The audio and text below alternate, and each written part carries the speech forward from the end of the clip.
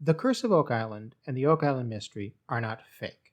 I don't believe that any artifact that is shown on the show is fake. I think every single one is legitimate. I think they hide certain bits of information, they bury certain things because of the TV show, and how they think that they need to make it more dramatic. The central lie of the show, though, and I'm going to call it a lie, is this myth of the Knights Templar, that anything on Oak Island has anything to do with the Knights Templar. And it does seem that the producers of the show seem to not be able to handle reality for more than, say, 6-8 episodes at a time before they have to bring up the whole Knights Templar myth. So they ignore all the tangible, real evidence that shows fairly conclusively, circumstantially, yes, but still fairly conclusively, that what happened on Oak Island happened in the 1660s to 1680s with a second flurry of activity in the 1730s and 1740s. That's what the carbon dating shows. That's what every single artifact indicates. And despite there being absolutely zero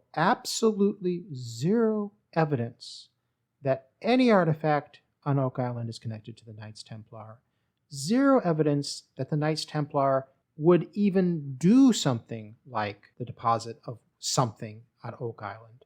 Zero evidence that the Knights Templar would ever have gone to the New World, just on and on and on.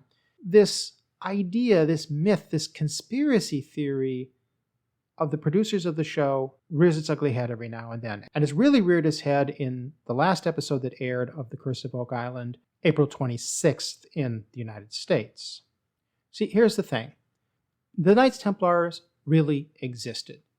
They were, of course, actually called the Poor Knights of Christ and of the Temple of Solomon, and they came to colloquially be known as the Knights Templar. They didn't call themselves that. And yes, they existed as a quasi-religious military order. And yes, they really did go to the Holy Land. And yes, they really did invent many of the elements of our modern banking system that were copied by the Medicis and others that helped spark the Renaissance. But the reality is the Knights Templar were not that interesting, not that mysterious, and basically everything else that you've heard about the Knights Templar is nonsense.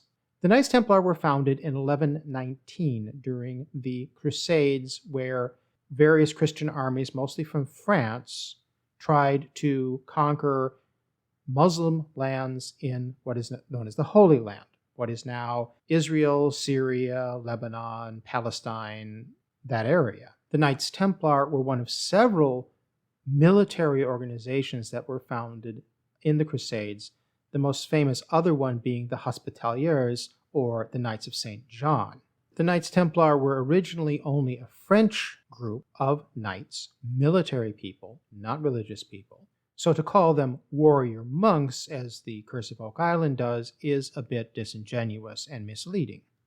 The basic idea of their order was to militarily protect the Holy Land and especially protect Christian pilgrims who wished to visit the holy sites such as Jerusalem. So the knights got together and dedicated themselves to this task. We are going to protect Christian interests in the Holy Land. They found a patron in Bernard of Clairvaux, and Bernard went to the Pope to get official blessings from the Catholic Church, which they did, the Catholic Church recognizing that, yes, a little bit of military influence is a good thing. Back then, this is of course the 1100s, the idea of the papacy getting involved in military and political affairs was part and parcel. It's not like today. It is true, as I mentioned, that the Knights Templar grew, and they grew wealthy. They grew wealthy because they earned money from their task. They were military mercenaries. They fought not only against the Muslims in the Holy Land, the Levant, but they also were mercenaries fighting the Muslims in the Iberian Peninsula.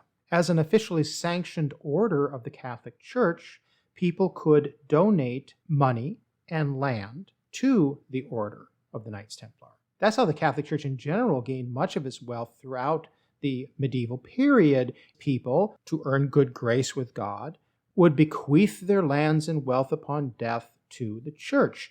And you could do that to an order such as the Benedictines or the Dominicans or any other monastic order, or you could do it to the Knights Templar or the Hospitaliers, which people did. And when you have wealth, people come to you and say, hey, could I borrow money? And of course, as any banker will tell you, lending money is a great way to make more money. Use your money to make more money. And so, over 2 centuries, this order of the poor knights became kind of the order of the rich knights. And they were very good at trade, and they were very good at military campaigns, and they were very good at, well, making money. Even though they supposedly had taken a vow of poverty, it was like, well, they didn't own it, the order owned it, and we're just enjoying it, or something like that. Again, the Knights Templar are not exceptional in this. This is going on throughout Christian Europe at this time. So from the revenue sources of religious pilgrimism, mercenary activity, banking, and kind of being a safe deposit service for wealthy clients when they go on journeys or crusades or whatever, the knights became fairly wealthy. Where the whole mythos of them being something more than just simply a bunch of rich knights comes from King Philippe IV of France. Now, when you are wealthy and you are powerful, people will envy you. And this happened to the Knights Templar. A lot of people wanted to take them down a peg, and of course a lot of people wanted to take their stuff. But back to Philippe IV, who was a really nasty human being. And it was Philippe IV who invented the myth of, oh, the Templars are not just an order of knights, not just fantastically successful businessmen. They are heretics who do bizarre anti-Christian rituals. Ooh. Well, none of this has any truth at all, as any historian worth anything will tell you. I know there's a whole bunch of idiots writing fictional novels or writing really bad history books or being interviewed on really bad basic cable TV shows that will tell you, ooh, the Knights Templar were a secret society that did secret rituals, and they had the Ark of the Covenant and the Menorah of Solomon and this and that and alien spaceships or whatever it is that they make up. But it is nonsense. Why did Philippe IV want to smear the Templars with these lies?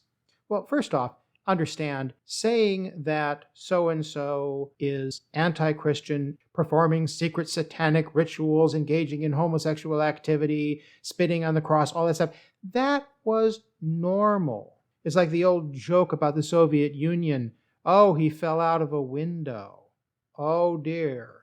That's what you do with political enemies. Well, back in the 1100s, 1200s, 1300s, you got rid of your political enemies by declaring them heretics or doing secret satanic rituals and practicing homosexuality and all that stuff. And so you get these trumped up charges and you have a trumped up kangaroo court and you get rid of them. And that's exactly what Philippe IV did with the Knights Templar. It's really no more mysterious than that.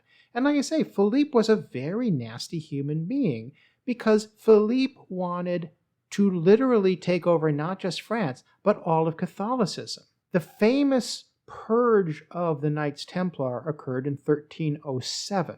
Bookending that activity by Philippe, in 1306, Philippe expelled all Jews from France.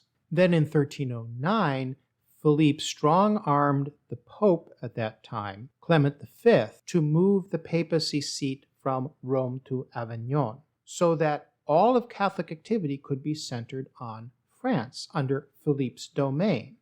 And indeed, all 7 popes of the Avignon papacy, as is now known, from 1309 to 1377, were all French. It was a French takeover of the Catholic Church.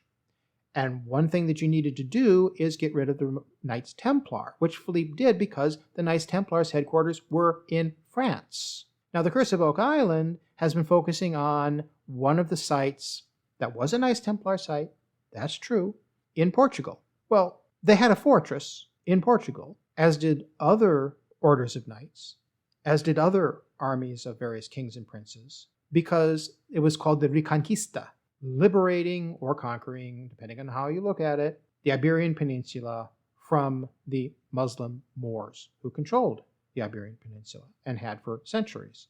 The Reconquista was this several centuries long process, ended in 1492, of Christian armies slowly, methodically reconquering territory in the Iberian Peninsula from Muslim caliphates. And so yes, the Knights Templar, as many other groups of knights, had a presence in the Iberian Peninsula at that time.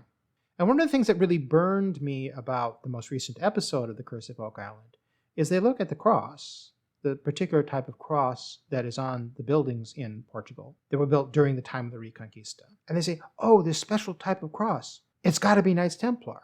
The problem is that pretty much everyone used that shape of cross back then. It's now known as the Maltese cross, and you look it up, it has a very distinctive look about it. Well, it was invented by the Hospitaliers, the Knights of St. John. It is their cross.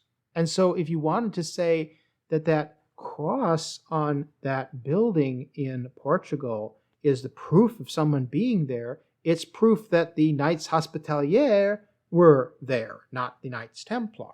But that cross and the second cross that is trotted out by the Curse of Oak Island, the outlined red cross, the Knights of Christ cross, is, again, basically the symbol of Portugal, the symbol of King Alfonso, and was used by the Portuguese and then later by the Spanish for centuries thereafter. It's not Templar. It's not a secret society. It's more of a national symbol. Why does the Curse of Oak Island feel they have to lie? There's so much truth there. Why is reality not enough? Why do some people feel like they have to make reality more interesting? Again, something really happened on Oak Island. Something really incredible. It'd be nice to hear about that. It would be nice that history is treated as history and not as some sort of cheap entertainment. But that's one philosopher's view, and I'm very willing to hear your view, because that's what philosophy is all about. Talking about issues, sharing perspectives on issues.